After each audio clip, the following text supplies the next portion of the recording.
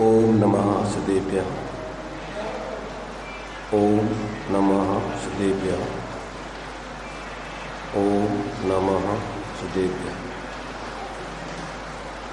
मंगलम भगवान वीरो मंगलम गौतमो मुनि मंगलम कुंद कुंदाद्यो जैन धर्मोस्तु मंगलम सर्वमंगल मांगल्यम सर्वकल्याणकारकम दानं सर्वधर्माणां जैनं जयतु शासनं जैनं जयतु शासनं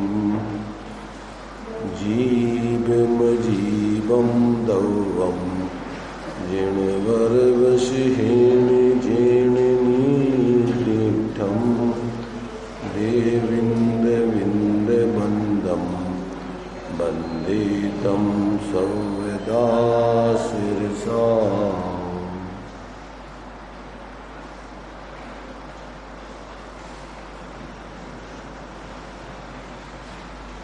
द्रव्य संग्रह जी ग्रंथ अपना स्वाध्याय में प्रारंभ किया है।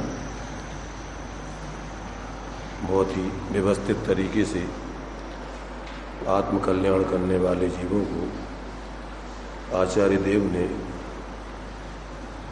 वस्तु स्वरूप की जानकारी देकर के और आत्महित करने के लिए किस प्रकार से सम्यक दर्शन ज्ञान चारित्र की सिद्धि होती है और उस सम्यक दर्शन ज्ञान चारित्र की सिद्धि का कारण जो ध्यान है वो किस क्रम से उस ध्यान का भी अभ्यास किया जाता है और ध्यान की सिद्धि हो जाने पर जीव किस प्रकार से धर्मात्मा और क्रम से परमात्मा बनता है, इन सब बातों को आत्मकल्याण में प्रयोजनभूत जानकर संक्षेप में बहुत ही सरल शब्दों में इसमें स्पष्टीकरण किया है।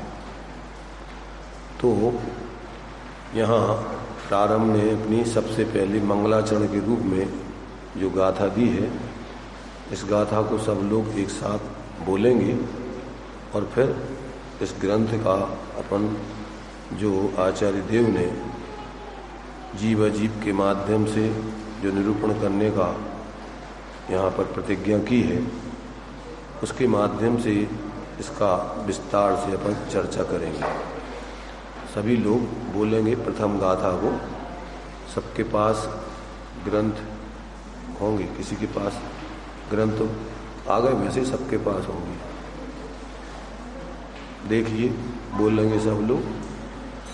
जीवम जीवम दौवम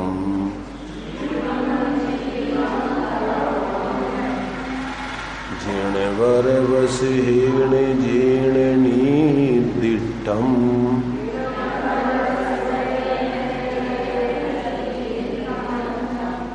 देविन्दविन्दबन्धं वन्दे तं सर्वदा शिरसा।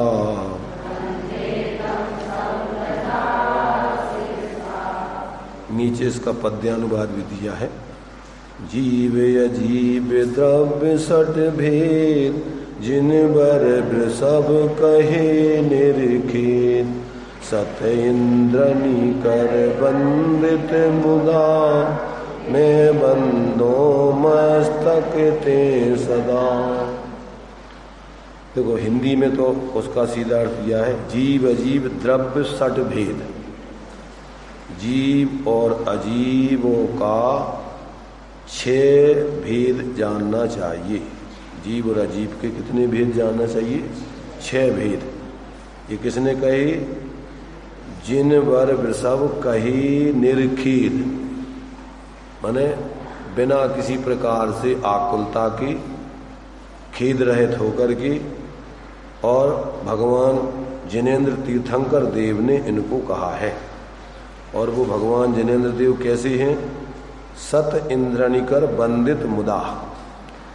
वो लोक में जो सर्वश्रेष्ठ 100 इंद्र बतलाए गए हैं, उनके द्वारा प्रसन्नता पूर्वक नमस्कृत हैं। वो 100 इंद्र उनकी वंदना करते हैं, उनको मानते हैं, उनको पूजते हैं।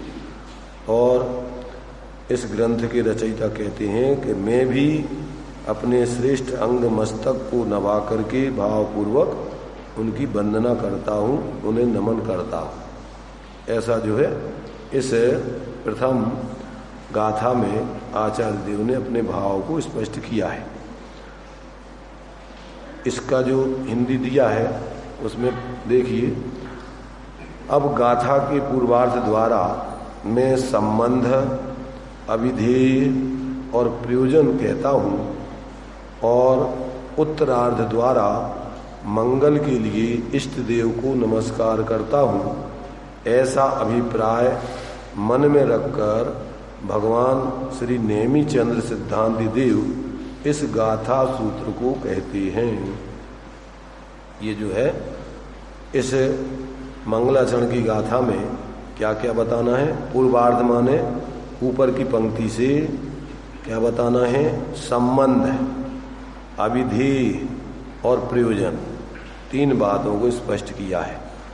तो इसमें क्या है? संबंध, व्याख्यान और व्याख्येय।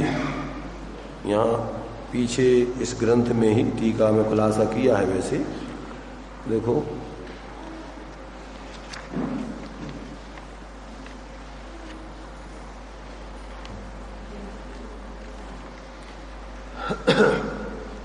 ये पुस्तक सब जो ग्रंथ है 7 पेज पर दिया है।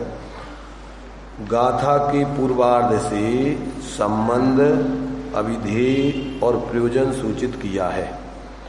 किस प्रकार से संबंध, अविधेय और प्रयोजन सूचित किया है? विशुद्ध ज्ञान दर्शन जिसका स्वभाव है, ऐसे परमात्मा के स्वरूप आदि के विवरण रूप जो वृत्ति ग्रंथ है वह व्याख्यान है। क्या है? जो काय का वर्णन इसमें किया जाना है, विशुद्ध ज्ञान दर्शन जिसका स्वभाव है, ऐसे परमात्मा के स्वरूप आदि के विवरण रूप जो वृत्ति ग्रंथ या व्याख्यान है, जो इसकी टीका है विस्तार से, और उसका प्रतिपादन करने वाला जो गाथा सूत्र है वह व्याख्येय है। व्याख्यान और व्याख्येय, तो व्याख्यान माने विस्तार से समझाना किसी जो गाथा में आचार्य देव ने लिखा हुआ है। तो गाथा सूत्र व्याख्येय है। व्याख्येय का मतलब होता है जिसकी विस्तार से व्याख्या या स्पष्टीकरण करना है। आचार्य नेमी चंद सिद्धांति देव ने जो ये गाथाएं लिखी हैं, अब वो तो संक्षेप में लिखी हैं। अब संक्षेप में सामान्य व्यक्तियों को समझ में आता नहीं है, तो उसी को फिर खुलासा करने के लिए ब्रह्मदेव सूरी ने क्या किया है? इसकी टीका लिखी हुई है, इसकी वृत्ति लिखी हुई है, उसका नाम है व्याख्यान। व्याख्यान माने वर्णन, विस्तार से वर्णन। तो क्या है कि वो जो गाथा सूत्र हैं वे व्याख्येय हैं और जो टीका है वो व्याख्यान है उसका। इस प्रकार व्याख्यान व्याख्येय रूप संबंध जानना चाहिए। इस ग्रंथ में कैसा संबंध है, किसका संबंध है? कि जो टीका है वो व्याख्यान है, विस्तार से वर्णन है। काय का? जो गाथा सूत्र हैं उन गाथा सूत्रों का ही विस्तार किया गया है। तो ऐसा व्याख्यान और व्याख्येय रूप से उसका संबंध जानना। जो व्याख्या करने योग्य सूत्र हैं वे ही अभिधान या वाचक या प्रतिपादक कहलाते हैं। जो सूत्र आचार्य नेमी चंद सिद्धांति देव ने लिखे हैं वे क्या है? उसी को अभिधान कहते हैं, वाचक कहते हैं, प्रतिपादक कहते हैं। किसके वाचक हैं वो, किसके प्रतिपादक हैं, किसके लिए अभिधान है? तो कहते अनंत ज्ञान आदि अनंत गुणों के आधार रूप परमात्मा आदि का स्वभाव वह अविधेय है। ये अविधान है गाथा सूत्र, और वो परमात्मा आदि का स्वरूप बताना अविधेय है, वाच्य है, प्रतिपाद्य है। छह द्रव्य आदि का स्वरूप अथवा शुद्ध आत्मा आदि के स्वरूप को इन गाथा सूत्रों के माध्यम से बताना है। तो वो क्या है? वो गाथा सूत्र आदि प्रतिपाद, माने गाथा सूत्र आदि में जिस विषय को बताना है, वस्तु स्वरूप को समझाना है, वो वाच्य कहो, प्रतिपाद्य कहो, अविधेय कहो। समझ में आ रहा कि नहीं? इस ग्रंथ में किसे समझाना है? 6 द्रव्य 7 तत्व 9 पदार्थ पूर्वक अपनी निःशुद्धात्मा को बतलाना है। उसको अपन बोलते हैं वाच्य। वाच्य माने शब्दों के माध्यम से जिसे समझाना है। वाचक शब्द हैं, शब्दों में और अर्थ में वाचक वाच्य संबंध होता है। कौन सा संबंध है? शब्द वाचक हैं और अर्थ वाच्य है। जैसे अपन दृष्टांत के रूप में समझो कि बच्चे के लिए आकाश में चंद्रमा दिखाना है। अपन को क्या दिखाना है? आकाश में बच्चे को चंद्रमा दिखलाना है। तो अपन कैसे दिखलाएंगे? उसको उंगली करके, इशारा करके बताएंगे कि देखो वो ऊपर चंद्रमा वहां है। तो ये उंगली का इशारा क्या हो गया? ये हो गया अपने लिए बताने का निमित्त कारण। उसको अपन वाच्य शब्दों में संकेत कहो। हाँ, वो शब्द वाचक, अब वो तो चंद्रमा वाच्य है और ये इशारा आदि वाचक है। तो ये सारे कारण है जिसको अपन को, जिसके कारण से अपन उसको समझेंगे, वो अपना समझना कार्य है। तो ऐसे यहाँ पर जो गाथा सूत्र आदि हैं वो जीवों के लिए 6 द्रव्य 7 तत्व 9 पदार्थ पूर्वक अपने स्वरूप की सिद्धि कराने के कारण है। इनके माध्यम से अपन किसको समझाना है? लोक में जो 6 द्रव्य है और जो 7 तत्वों का या 9 पदार्थों का स्वरूप है, जो मोक्ष मार्ग का स्वरूप है और जो उसके माध्यम से शुद्ध आत्मा की सिद्धि कराना है, वो अपने लिए वाच्य है। वाच्य माने जैसे बताया जाना है। और काय से बताओगे? शब्दों से, गाथाओं से, टीका से। इससे तो भाई व्यवहार में अपन को बिना वचनों के अपन वस्तु स्वरूप बता ही नहीं सकते। समय सार जी में भी अपने लिए देखो गाथा दी गई है, जय नवि शक्य मणज्जम अणज्य भाषम बिना दुगाहेदुम तय व्यवहारेण बिना परमत्थुपदेशेण मसक्कम। जिस प्रकार से अनारी व्यक्ति को, अनारी माने जो संस्कृत आदि भाषा को नहीं जानता है, जो श्रेष्ठ पुरुषों की भाषा को नहीं समझता है, ऐसे अनारी म्लेच्छ व्यक्ति को अगर तुम्हें अपनी अंदर की बात को बताना है तो कौन सी भाषा में बोलना पड़ेगा? उसकी भाषा में समझाना पड़ेगा। अब उसको अपन अनारी को छोड़ दो। जैसे बच्चे हैं, बच्चे, तो बच्चों के लिए अपन को कोई जानकारी देना है तो वो जिस भाषा में, जैसे मान लीजिए पानी को वो मम्मा कहता है, मम्मा, तो अपन को जब उस पानी उससे बुलाना है या उसको पानी पिलाना है तो अपन क्या बोलेंगे? बेटा मम्मा पी लो। मम्मा पियोगे बेटा? मम्मा। तो ये कौन सी भाषा हो गई? उस बच्चे की भाषा में बोलना पड़ेगा। ऐसे ही यहाँ पर जो जीव अभी शुद्धात्मा आदि के स्वरूप को नहीं समझते हैं तो उनके लिए वो शुद्धात्मा तो इस शरीर आदि से भिन्न, अपनी गुण पर्यायों से अभिन्न एक रूप चेतन रूप है। तो अब उसको अपन समझाना है तो वो जिस रूप में समझते, उन्होंने तो ये शरीर आदि के रूप में ही आत्मा को जाना है। तो अपन व्यवहार की भाषा में कि जो ये जो एक इंद्रिय जीव है, शरीर के माध्यम से जीवों को समझाएंगे। जीव और शरीर चूंकि है तो वो अलग अलग माने क्या? जीव का स्वरूप अलग है और शरीर आदि पुद्गल का स्वरूप अलग है। परंतु आज तक अज्ञानी मिथ्या दृष्टि जीवों ने शरीर के माध्यम से जीवों को पहचाना है, पहचानते। तो अपन मनुष्य जीव, त्रियंचित जीव, देव जीव, नारकी जीव, वे चैतन्य स्वरूप जीव नहीं जानते। तो काय के माध्यम से समझाएंगे अपन? शरीर के माध्यम से, कि जो इन शरीरों में रहते हैं, तो जीवों को भी अपन उन शरीर, 1 इंद्री, 2 इंद्री, 3 इंद्री, 4 इंद्री, 5 इंद्री आदि जीव कहेंगे।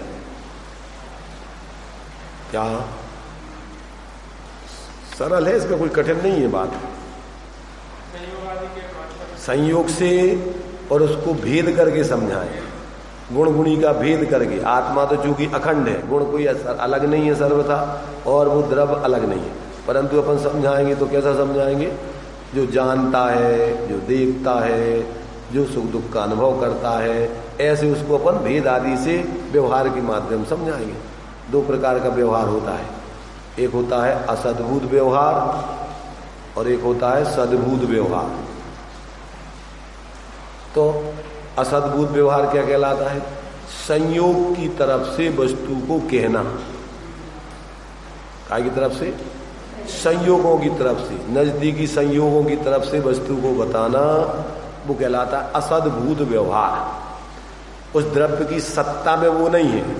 देखो जैसे लोक में अपन ये सब प्रयोग करते हैं, लक्षण 2 प्रकार के होते हैं, एक आत्मभूत, एक अनात्मभूत। जिन्होंने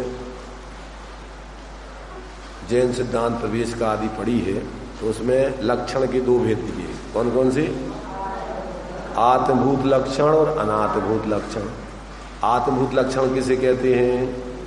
कि जो उसी वस्तु में विद्यमान रहता है, वो आत्मभूत लक्षण है। उसी वस्तु से तादात्म्य संबंध रखता है, वो लक्षण आत्मभूत कहलाता है। उस वस्तुमय, जिसमें होता है वो वस्तुमय होता है।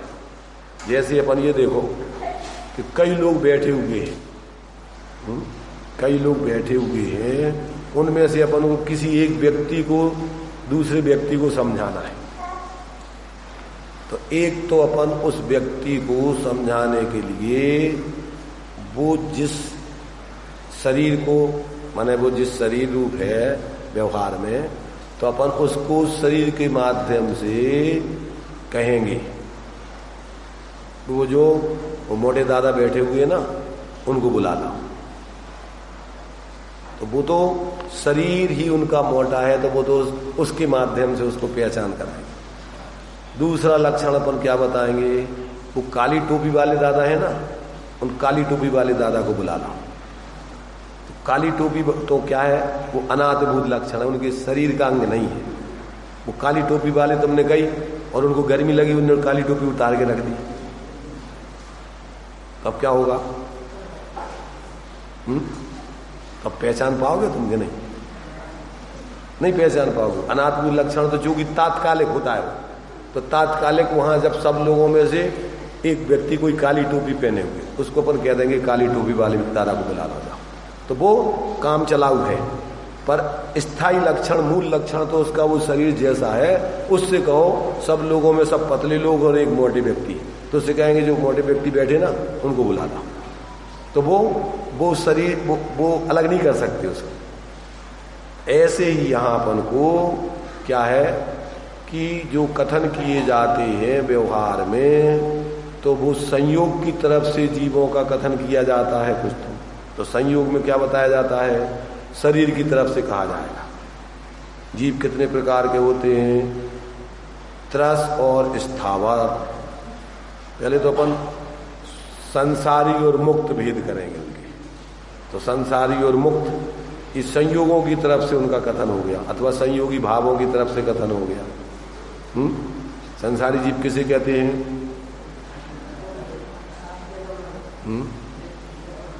जो संसार में क्या है, जन्म मरण आदि के दुखों को उठा रहे हैं, शरीर सहित आदि हैं, वे संसारी जीव हैं। जो कर्म सहित हैं वे संसारी जीव हैं। और जो संयोग जन्म मरण के चक्कर से छूटकर सारे शरीर आदि के संयोगों से रहित होकर और उस 8 कर्मादि से रहित होकर ऐसी अपनी उस सिद्ध दशा को प्राप्त हो गए हैं, शुद्ध दशा को प्राप्त हो गए हैं, वे मुक्त जीव हैं। तो ये बाहर के संयोग आदि की तरफ से। अब जीव का जब अपन मूल लक्षण बताएंगे जो सब में लागू होने चाहिए, तो कौन सा लक्षण है? चेतन को है उपयोग रूप, चिन्ह मूरत बिन मूरत अनूप, उद्गल नव धर्म अधर्म काल, इनते न्यारी है जीव चार। कौन सा लक्षण हो गया? उपयोग रूप, जानना देखना। तो जानना देखना लक्षण कौन सी जीव का है? सभी जीवों का, चाहे संसारी हो, चाहे मुक्त हो, चाहे बहिरात्मा हो, चाहे अंतरात्मा हो, चाहे परमात्मा हो, चाहे एक इंद्रिय आदि हो और चाहे पंचेंद्रिय आदि, कोई भी जीव हो, सभी जीवों में ज्ञान दर्शन जानना देखना रहता ही रहता है। तो ये उनका असाधारण लक्षण है, इससे सभी जीव पहचाने जाते, लक्षित होते। तो अपने लिए क्या है कि ये जो वचन कहे जाएंगे, गाथा में निरूपण किया जाएगा, वो कई दृष्टिकोणों से वस्तु स्वरूप को समझाएंगे। जैसे व्यक्ति समझ जाए वैसे तरीके से उसको समझाएंगे, अनेक दृष्टिकोणों से। तो यहाँ पर ये गाथा सूत्र जो है वो क्या है? अभिधान कहो, वाचक कहो, प्रतिपादक कहो, और वस्तु स्वरूप या अनंत ज्ञान आदि अनंत गुणों के आधार रूप परमात्मा आदि का स्वरूप वह अभिधेय कहो, वाच्य कहो या प्रतिपाद्य कहो। इस प्रकार अभिधान अभिधेय का स्वरूप जानना। व्यवहार से 6 द्रव्य आदि का परिज्ञान वह इस ग्रंथ का प्रयोजन है। क्या बताना इसमें? 6 द्रव्य आदि के स्वरूप को समझाना, ज्ञान कराना, वो क्या है? वो इस ग्रंथ का प्रयोजन है। और निश्चय से निज निरंजन शुद्धात्म सम्मिति से उत्पन्न निर्विकार परमानंद जिसका एक लक्षण है, ऐसे सुखामृत के रसास्वाद रूप स्वसंवेदन का ज्ञान, स्वसंवेदन ज्ञान वह इस ग्रंथ का प्रयोजन है। क्या है इस ग्रंथ को लिखने का प्रयोजन क्या है आचार्य देव का? जीवों को 6 द्रव्य आदि के स्वरूप का व्यवहार में यथार्थ ज्ञान हो जाए, ताकि वो लोक के संबंध में, इस विश्व के संबंध में उनका भ्रम दूर हो जाए। और परमार्थ से क्या है? निःशुद्धात्म तत्व का क्या है? जो कैसा है निःशुद्धात्म तत्व? निश्चय से निज निरंजन शुद्धात्म संवित्ति से उत्पन्न निर्विकार परमानंद जिसका एक लक्षण है, ऐसे सुखामृत की रसास्वाद रूप स्वसंवेदन ज्ञान वह इस ग्रंथ का प्रयोजन है। इस ग्रंथ को लिखने का आचार्य देव का क्या प्रयोजन है? कि सभी जीवों को अपने उस निःशुद्धात्म तत्व का अनुभव होकर सुख रूपी अमृत का पान करें। जो अनादिकाल से जीव राग द्वेष मोह का पान करके दुख भोग रहे हैं, आकुलता भोग रहे हैं, तो अब क्या करें? वो अपने उस निःशुद्धात्म तत्व का परिज्ञान करके और अतीन्द्रिय आनंद का भोग करें, रसपान करें। इस प्रयोजन से इस ग्रंथ को आचार्य देव ने लिखा है। भाई सब लोगों का क्या प्रयोजन है? सब लोग क्या चाहते हैं? अपन बोलते जी त्रिभुवन में जीवनन, सुख चाहे दुखते भयवन, ताते दुखहारी सुखकार, कहें सीख गुरु करुणाधार। तो काय के लिए? जैसे दीक्षा डालाना कि हम ग्रंथ लिख रहे हैं, या आचार्य देव ने उन्होंने गुरुओं के माध्यम से कहा कि गुरुओं ने जो लिखा है वो ही हम कहेंगे। क्या जीव का स्वरूप आदि जो बताएंगे, तो उसमें भी उन्होंने ही प्रतिज्ञा की। क्या प्रतिज्ञा की? कि जीव अनादि काल से चतुर्गति में घूम के दुखी हो रहा है। जी त्रिभुवन में जीव अनंत सुख चाहे दुखते भयवन, ताते दुखहारी सुखकार, कहें सीख गुरु करुणाधार। गुरु माने यही आचार्य आदि अपने। और तास भ्रमण की है बहु कथा, पे कछु कहूं कही मुनि यथा। जो मुनिराजों ने, भगवान ने जिस जीव की चतुर्गति दुखों के परिभ्रमण की कहानी कही है, स्वरूप कहा है, उसी को हम भी संक्षेप में कुछ कहेंगे। तो अब काय के लिए कि जीवों के जो अनादिकाल से दुख भोग रहे हैं जन्म मरण के, उन दुखों से निवृत्ति कराने के लिए और सच्चे सुख को प्राप्त कराने के लिए। ये त्रिभुवन में जीवनन, सुख चाहे दुखते भयवन ताते, दुखहारी सुखकार, दुख को हरण करने वाली, सुख को देने वाली, शिक्षा माने उपदेश हम कहेंगे तो यही बात इसमें कह रही। नहीं आया समझ में? अभी अपना ध्यान ऐसा लगता है कहीं और कहीं चल रहा है। अभी कहीं अपन गहरे माने एक प्रकार से बाह्य संस्कारों में व्यस्त हैं, इसलिए अपन को ये सीधी सादी सपाट बात है, अपन को इसमें कोई कठिनाई तो है ही नहीं है। ये अपन जो इस ग्रंथ को प्रारंभ किया है और आचार्य देव ने जो इस ग्रंथ को लिखा है, इसका प्रयोजन बता रहे हैं। काय के लिए लिखा है? समय बिताने के लिए, करना है कुछ काम, शुरू करो स्वाध्याय को लेके प्रभु का नाम। काय के लिए? अपन को क्या टाइम पास करने के लिए भी अपने पास टाइम है बरसात का, इसलिए चलो भैया अपन कछु न कछु टाइम को, जैसे लोग गांव में कहीं चौपड़ खेलने लगते हैं, कहीं ताश खेलने लगते हैं, टाइम पूरा करना ना, समय है, अब क्या करें उसको। तो अपने यहाँ पर जो बैठे हैं तो काय के लिए है? अपन को टाइम है तो उसका अब कैसे टाइम पास करें। कोई टीवी देखता है, कोई कुछ करता है, कोई कुछ करता है, तो अपन ने चलो भैया इस ग्रंथ को पढ़ें। यही प्रयोजन है कि नहीं है? नहीं आ रहा कोई समझे, कोई हाँ हूं ना कुछ भी बोले नहीं रहा।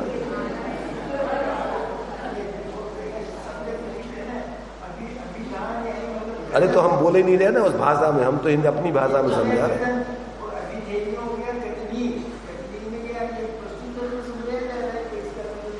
अरे तो हम तो उसी भाषा तो हम बोल चुके वही अब कि जिसके माध्यम से समझाना है और जिसे समझाना है, तो जिसके माध्यम से समझाना है वो अभिधान और जिसे समझाना है वो अभिधेय। और प्रयोजन क्या है उसको समझाने का? कि भाई सब लोगों को वस्तु स्वरूप का ज्ञान हो, और वस्तु स्वरूप का ज्ञान पूर्वक जो जीवन आदि काल से अज्ञानता से दुखी हो रहे हैं, तो सच्चे ज्ञान को प्राप्त करके, वेद विज्ञान को प्राप्त करके, आत्मज्ञान को प्राप्त करके सुखी हो जाए। और क्या प्रयोजन है आचार्य देव को, और क्या प्रयोजन है? तो यहां अपन को इस प्रयोजन से यहां पर अपन को समझना है कि टाइम पास करने के लिए नहीं अपन यहां पर स्वाध्याय कर रहे हैं।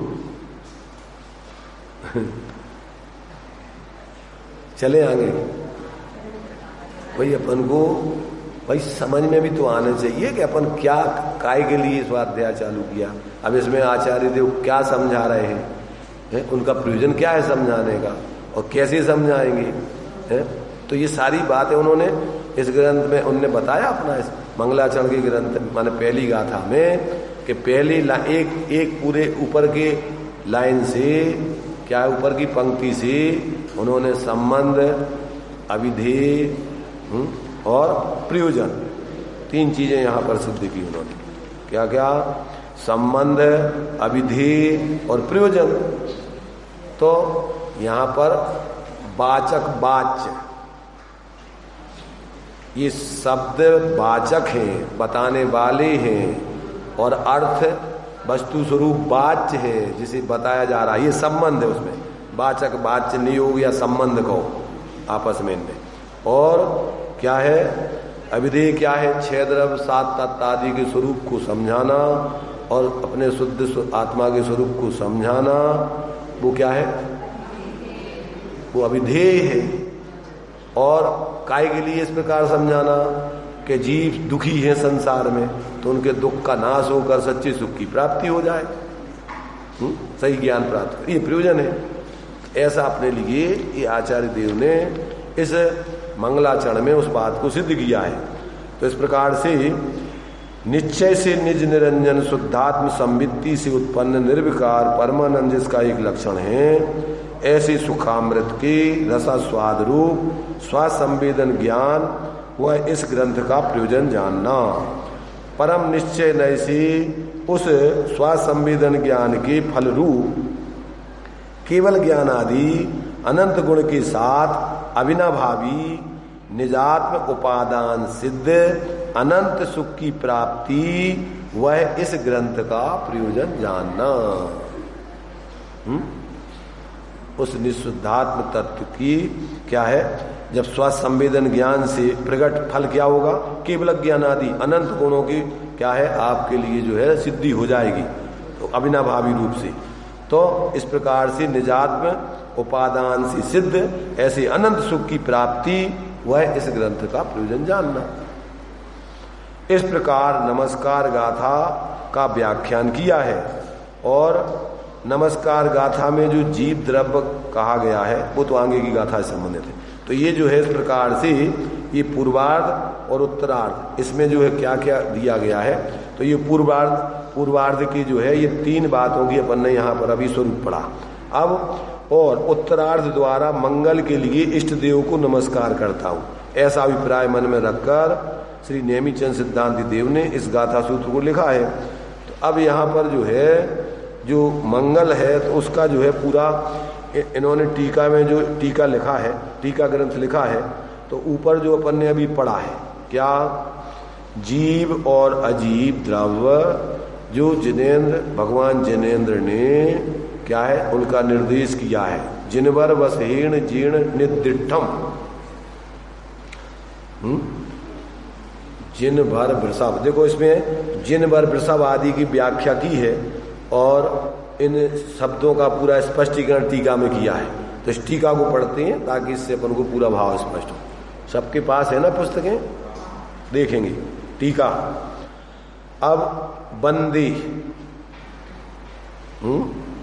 नीचे की लाइन में दिया है देविंद बिंद बंदम बंदी, तो उस बंदे का क्या अर्थ हुआ, इत्यादि पदों का क्रियाकारक संबंध से पद खंडना रूप से व्याख्यान किया जाता है। अब खुलासा कर रहा है बंदे का, एक देश शुद्ध निश्चय नय से स्वशुद्धात्म आराधना लक्षण, यानी निशुद्धात्मा की आराधना है लक्षण जिसका, स्वरूप है जिसका, ऐसे भाव स्तमन द्वारा तथा असद्भूत व्यवहार नय से उसके प्रतिपादक वचन रूप द्रव्य स्तमन द्वारा नमस्कार करता हूँ।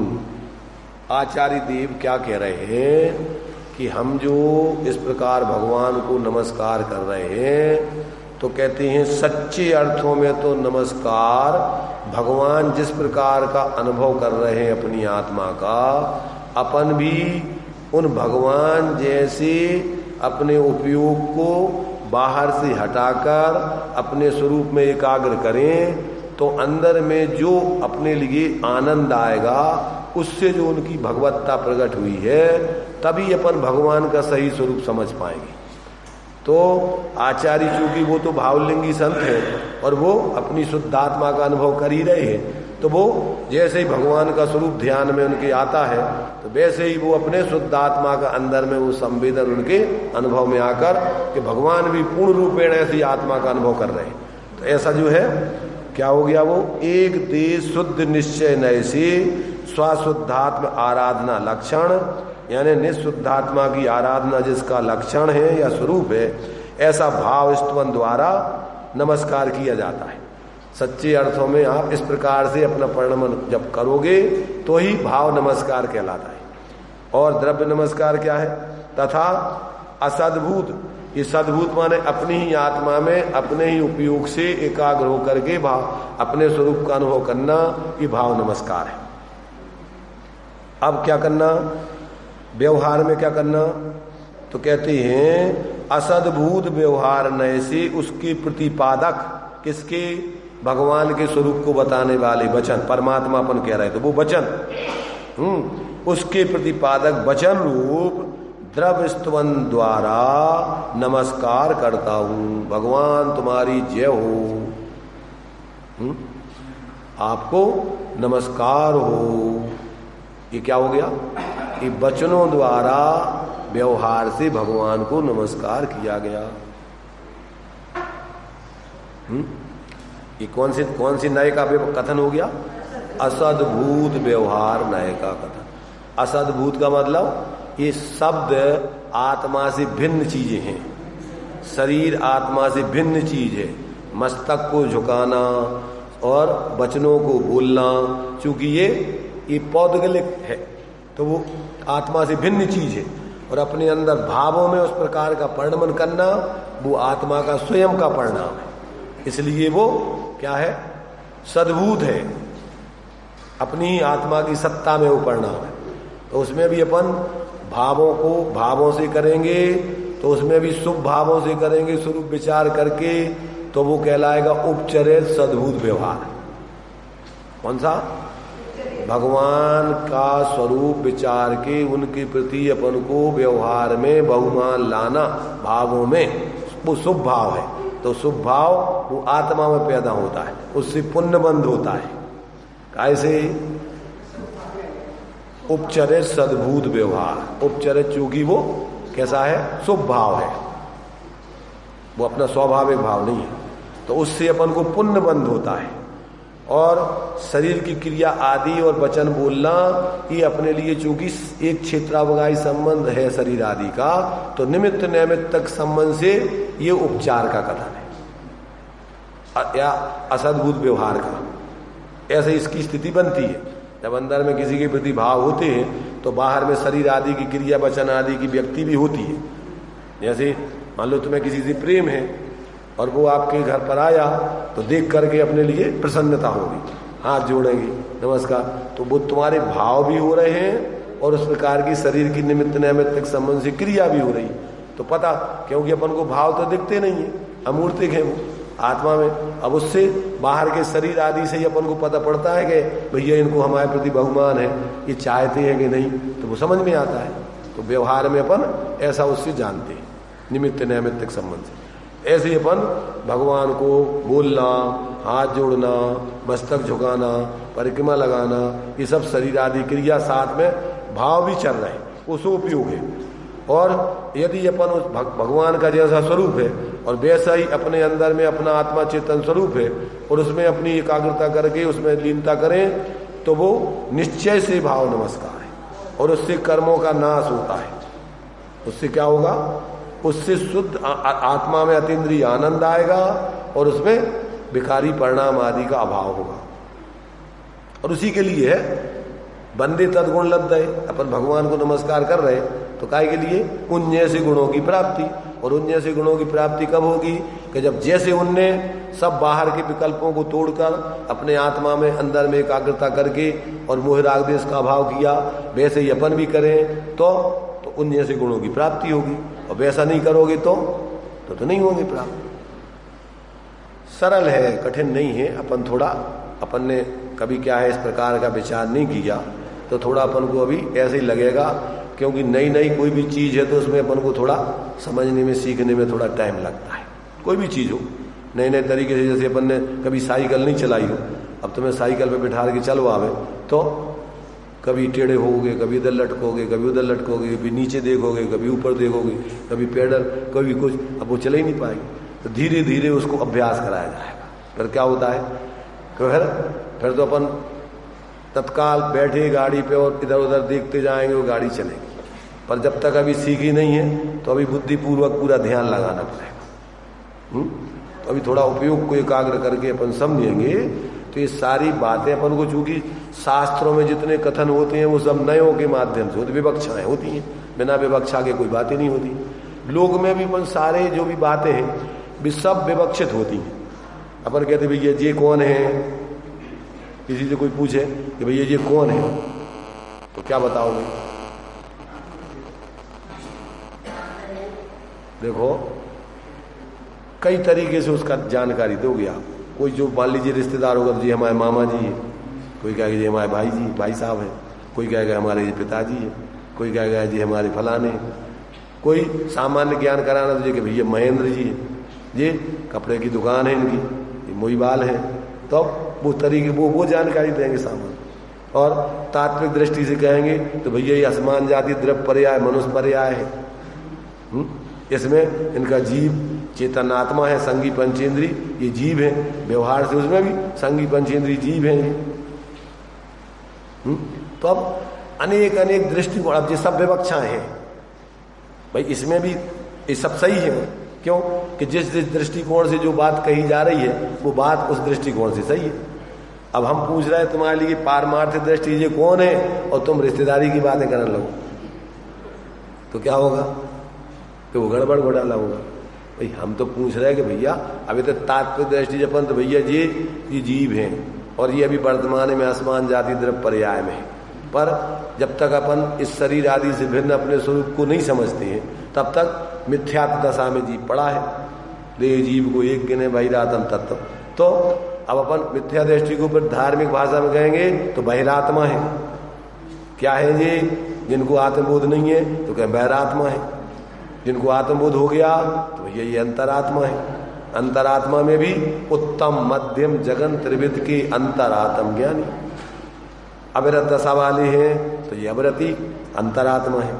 देशवृत्ति है, श्रावक है, मुनिराज है, छठवें गुण स्थान में तो मध्यम अंतरात्मा है। ध्यान में विराजमान है तो उत्तम अंतरात्मा है। अरहंत भगवान, सिद्ध भगवान ये परमात्मा है। तो अब ये सारे कथन किस विवक्षा से कहे जा रहे हैं ये तो समझना पड़ेगा अपन। तो सब शास्त्रों में क्या होता है, सारे कथन कोई ना कोई विवक्षा या उसकी दृष्टिकोण को लिए होते हैं, और सामने वाले का दृष्टिकोण जिस दृष्टिकोण से वो पूछ रहा है उस दृष्टिकोण से आप उसका उत्तर दोगे तो उसकी समझ में आएगा। अब नहीं इधर क्या है तो वो समझ में नहीं आएगा। आज धर्म के क्षेत्र में लड़ाई झगड़ा का ऐसे बताओ, लड़ाई झगड़ा का कारण क्या है? अज्ञानता। भाई धर्म के क्षेत्र में धर्मात्मा व्यक्तियों में काय की लड़ाई झगड़ा जा बताओ। जिसने धर्म को समझ लिया तो अब उसमें लड़ाई झगड़े का क्या काम है? अब जब धर्म समझते नहीं है तो अपनी अपनी कल्पनाएं कसायों से आपस में लड़ते झगड़ते हैं। इसलिए भाई अगर वास्तव में सच्चे अर्थों में धर्मात्मा बनना है तो अपन को क्या है, वस्तु स्वरूप को समझना होगा। तो ये अपन को यहां पर आचार्य देव कह रहे कि भैया देखो भगवान का नमस्कार भी कई प्रकार से होता है। एक तो समझते नहीं है भगवान का स्वरूप और आकर के भगवान तो भाई जो हाथ जोड़ रहे बोल रहे, अब उनको पता ही नहीं है भगवान क्या कहलाते हैं। तब उनको थोड़ी मंद कसाय होगी तो पुण्य बनेगा, अथवा भाव होएंगी नहीं तो अपन बच्चों को है जबरदस्ती करो नमस्कार, सिर पकड़ के उसको जमीन में झुका तो गिलाने कितने धर्म हुई है। बच्चा भी बच्चे को अपन नमस्कार, अच्छा बच्चा या फिर क्या करता है, वो तुम्हारे संगे आता है, देखता है तुम क्या कर रहे, वो बंदरों जैसी नकल उतारता है, अभी समझता कुछ नहीं है, वो तुम्हें देखता जाएगा और मुझे से तुम कर रहे भी ऐसे करता जाएगा। तो भगवान का नमस्कार आदि कर रहा हो कि नहीं कर रहा हो, कि वो कर रहा हो शरीर से कर रहा हो, अब उसको भाव भाषा नहीं है कुछ भी। अपन लोग भी मंदिर जाते हैं तो कितने प्रकार से अपन नमस्कार जी बता रहे हैं ना, कितने प्रकार से नमस्कार होता है। एक द्रव्य नमस्कार होता है, एक भाव नमस्कार होता है। भाव नमस्कार में भी एक शुभ भाव रूप नमस्कार होता है, एक शुद्ध भाव रूप नमस्कार होता है। तो अपन अब उसमें से कौन सा नमस्कार कर रहे हैं अपन को पता है। अब जब उसके स्वरूप ही नहीं समझोगे तो अपन को कौन सा नमस्कार करे आए हम पता ही नहीं है अपन को। बच्चे होते हैं ना, बच्चे तो कभी कभी क्या होता है कि वे जल्दी सो जाते हैं। अब उसकी माँ ने कहा भैया इसने कुछ खाया नहीं है, अथवा ये रात में बिस्तर में पेशाब नहीं करते, तो क्या करते हैं उसको उठाते हैं, नींद में है वो, उसको उठाया, बिठाला, दूध ले आओ, उसको दूध लाया और उसके मुंह में लगा दिया और वो गुड़ गुड़ गुड़ गुड़ गुड़ पी गया। अब वो उसको नींद में ही उसको कुछ नहीं पता क्या हो गया। और फिर ले जा करके पेशाब के स्थान बिठा के तो क्या है, और उसको उसने पेशाब कर दी और ले जा करके बिस्तर में कहीं दूसरी उधर से जगह से दूसरी जगह चला दी। अब उसको पता है कि क्या क्या खा लिया उसने, क्या पेशाब कर दी, कहाँ से कहाँ उठ के सो गया, उसको कुछ पता ही नहीं।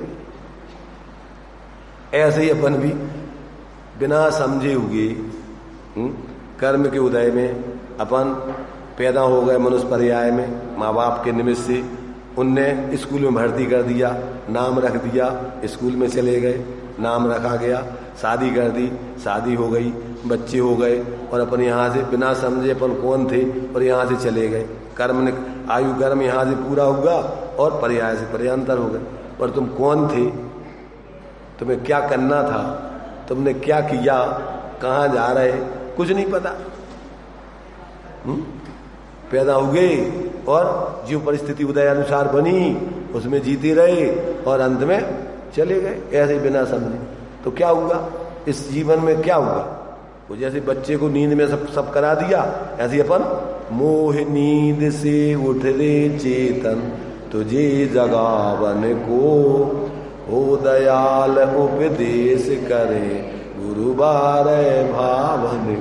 तो अपन को मोह नींद में सो रहे जी, तो आचार्य देव अपन को जगा रहे हैं, भैया जाग जाओ, अब सुबह को टाइम नहीं रहो।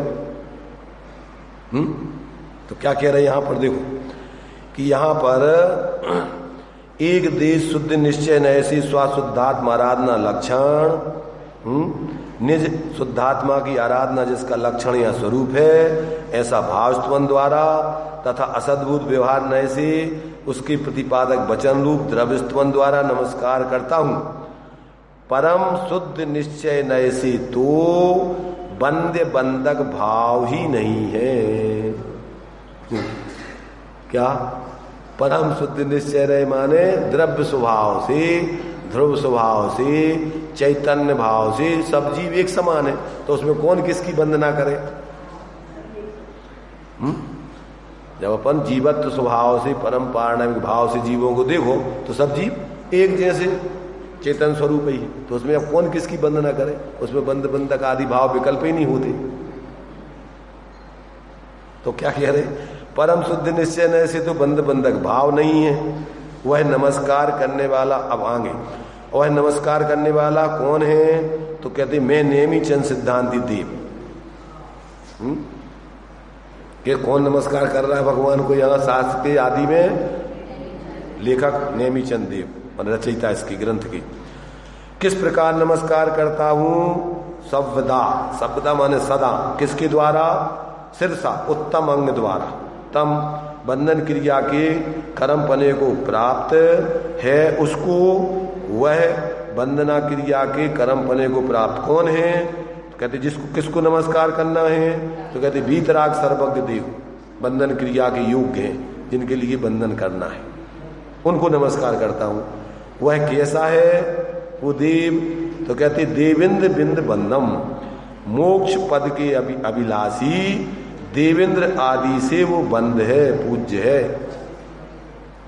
क्योंकि देखो देवेंद्र, देवों के इंद्र जो है, जैसे मान लीजिए सौधर्मेंद्र आदि है, वे एक भवावतारी होते हैं, तो वो वंदना क्यों करते हैं?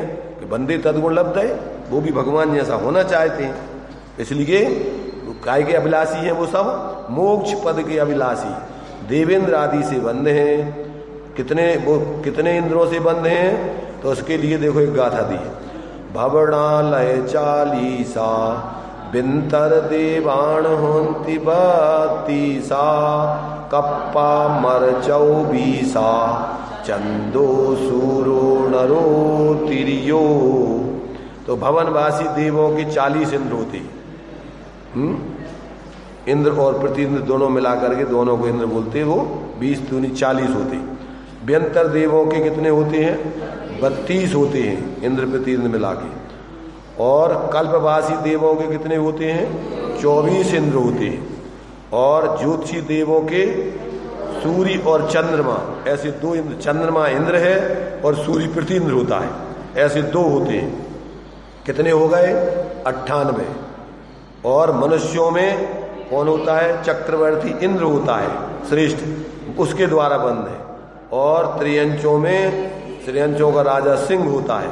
इस प्रकार कुल मिलाकर के इन 100 इंद्रों के द्वारा जिनेन्द्र भगवान बंदित हैं। इस गाथा में कही हुई 100 इंद्रों से बंद हैं। कौन? जिन भगवान ने क्या किया है? निदिठम, निर्देश किया है, कहा है, प्रतिपादन किया है। क्या? जीव मजीवम दब्बम, जीव और अजीव 2 द्रव्यों के स्वरूप को। वे किस प्रकार हैं? वे इस प्रकार हैं। सहज शुद्ध चैतन्य आदि लक्षण जीव द्रव्य है और उससे विलक्षण पुद्गल आदि 5 भेद वाला अजीब द्रव्य, माने जिसमें चेतना लक्ष्य चेतनापना नहीं है, अच्छी चेतन से रहित है वो, ऐसे 5 अजीब द्रव्य हैं। तदुपरांत चित चमत्कार लक्षण शुद्ध जीवास्तिकाय आदि 5 अस्तिकायों का, परम चित ज्योति स्वरूप शुद्ध जीवादि 7 तत्वों का और निर्दोष परमात्मा आदि 9 पदार्थों के स्वरूप का उपदेश किया है। तथा वे भगवान कैसे हैं? जिनवर वसहीन। तो देखो जिनवर वसहीन की खुलासा स्पष्टीकरण। मिथ्यात्व और राग आदि जीते होने के कारण असंयत सम्यक दृष्टि आदि एक देश जिन कहलाते। कौन? असंयत सम्यक दृष्टि ने मिथ्यात्व और अनंत आनंदी कसायों को जीता है, इसलिए वो एक देश जिन है। क्योंकि जिन नाम होता है जीतने वाले का, तो किन्हें जीतने वाले को? मिथ्यात्व राग आदि परिणामों को जीते जो, वो जिन कहलाता है। तो एक देश जिन असंयत सम्यक दृष्टि है, उनमें भी वर माने श्रेष्ठ, वे गणधर आदि देव हैं और उन जिनवरों में जिनवरों के गणधरों के भी जो वृषभ अर्थात प्रधान है, वे जिनवर वृषभ अर्थात तीर्थंकर परम देव कहलाते हैं। तो इस प्रकार क्या हो गया? वो जिनवर वसवेण जीर्ण, तो उन जिनवर वृषभ द्वारा कहा गया है, माने ऐसे जो उनके द्वारा एक कहे गए हैं। कौन? ये 6 द्रव्य 7 तत्व 9 पदार्थ आदि का स्वरूप। यहां अध्यात्म शास्त्र में यद्यपि सिद्ध परमेष्टि को नमस्कार करना योग्य है, किसको नमस्कार करने चाहिए? सिद्ध परमेष्टि को, तो भी व्यवहार नय का आश्रय लेकर उपकार स्मरण करने के लिए अरहंत परमेष्टि को ही नमस्कार किया है। तथा कहा भी है, अरहत परमेष्टि के प्रसाद से मोक्ष मार्ग की सिद्धि होती है। अतः मुनिवरों ने शास्त्र के आदि में अरहंत परमेष्टि के गुणों की स्तुति की है। ये पंचाष्टिकाय गाथा 1 की तात्पर्य व्यक्ति टीका में क्या है? जयसेनाचार्य देव ने इस प्रकार से सिद्धों के पहले अरहंतों को नमस्कार करने का हेतु बताया कि वे हमारे लिए उपकारी कौन है? अरहंत भगवान है। वे हमें उपदेश, सिद्ध भगवान उपदेश आदि नहीं देते, तो नहीं कृतम उपकारम साधवो विस्मरन्ति। सज्जन पुरुष अपने उपकारी के प्रति कृतज्ञता ज्ञापित करता है, इसलिए अरहंतों को पहले नमस्कार किया। यहाँ गाथा के उत्तरार्ध से नास्तिकत्व परिहारा, शिष्टाचार प्रपालनम, पुण्यावाप्तिश्च निर्विघ्नम, शास्त्रादौतेन संस्तुति, अर्थात नास्तिकता का त्याग, शिष्टाचार का पालन, पुण्य की प्राप्ति और विघ्न विनाश, इन 4 लाभों के लिए शास्त्र के प्रारंभ में इष्ट देव की स्तुति की जाती है। इस श्लोक में कहे गए 4 फलों को जानते हुए शास्त्रकार शास्त्र के आरंभ में 3 प्रकार के देवों को 3 प्रकार से नमस्कार करते हैं। कौन से? अब ये यहाँ इन्होंने 3 प्रकार से देवों को इष्ट, अधिकृत और अभिमत। तो अब इष्ट किसे कहते हैं? अपने द्वारा पूज्य वह इष्ट है, और अधिकृत ग्रंथ अथवा प्रकरण के प्रारंभ में नमस्कार के लिए जिसे विवक्षित किया हो वो अधिकृत कहलाते हैं। अधिकृत माने जैसे नमः श्री वर्धमानाय निर्धूत कलिलात्मने सालोकानाम त्रिलोकानाम यद विद्या दर्पणायते। तो शास्त्र के आदि में जिसको अपन ने निश्चित कर लिया वो अधिकृत कहलाते हैं। और अभिमत किसे कहते हैं? सब लोगों को जो विवाद बिना मान्य हो वे क्या कहलाते हैं? अभिमत देव कहलाते हैं। जो सब लोग जिसके लिए भगवान के रूप में मानते हैं तो वो अभिमत देव कहलाते हैं। ऐसे 3 प्रकार से देवों के लिए नमस्कार किया जाता है। कौन कौन से? इष्ट, अधिकृत और अभिमत। इस प्रकार मंगल का व्याख्यान किया है। देखो इन्होंने समझाने के लिए बहुत प्रयत्न, सरल भाषा में और अपनी तरफ से पूरा प्रयत्न किया है। अब जिम्मेदारी बनती है समझने वालों की। किनकी जिम्मेदारी बनती है? समझाने वाला अपनी तरफ से पूरा प्रयत्न करे और समझने वाले अपनी तरफ से पूरा प्रयत्न सावधानी पूर्वक करें तो काम बने। अब एक व्यक्ति गिर गया और दूसरे व्यक्ति को दया आई और वो आकर के उसको उठाने लगा। अब वो तो ढलाई है, वो उठने का प्रयत्न ही नहीं कर रहा हो, भैया उठाओ भैया हमें, तो कब तक उठा देगा उसको? सामने वाले को दया आई कि भैया ये पड़ गया है, चलो इसको अपन उठा दे। अब वो उठावे और वो बिल्कुल मेहनत ही नहीं करे, वो तो जो होगा तो डला, तो उठा देगा कि नहीं? अरे भाई, उठाने वाला उठाने की भावना से प्रयत्न करे और उठने वाला भी उठने की अंदर में अपना प्रयत्न करे तो काम बने। एक तरफ से काम नहीं बनता है।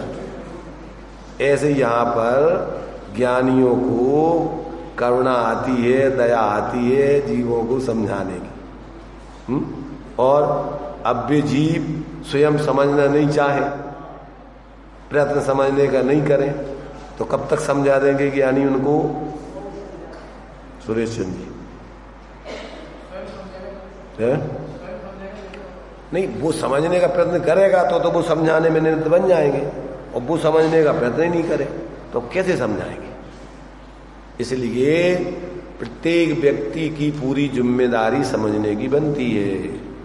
लोक में अभी जो लौकिक पढ़ाई होती ना, कितने कितने घंटे डॉक्टर बनना है तो स्कूल में पढ़ के अलग आता है, ट्यूशन अलग पढ़ता है, कितनी कितनी मेहनत रात दिन करता है, तब जाकर के सामान्य ज्ञान शरीर आदि का थोड़ा मोड़ा ज्ञान होता है। और ये तो सर्वज्ञ बनने की बात है। तो अब इसके लिए अपन को कितनी सावधानी की जरूरत है। अपन सभी लोग सावधानी से इसको समझें, पढ़ें, समझ में नहीं आने पर अपन एक दूसरे से चर्चा करें और समझ में नहीं आए तो जो समझते हैं उनसे पूछें विनय पूर्वक, तो अपना काम बने। और कार्य वास्तव में जीव में सामर्थ्य है, समझ करके अपने जीवन में वो सही तरीके से जिए तो उसका जीवन मंगल में बने। और नहीं अगर करेगा तो फिर जो चल रहा है अनादिकाल से वो चलता ही रहेगा। तो अभी तो अपना टाइम हो गया है, अपन यहीं इसको विराम लेते हैं।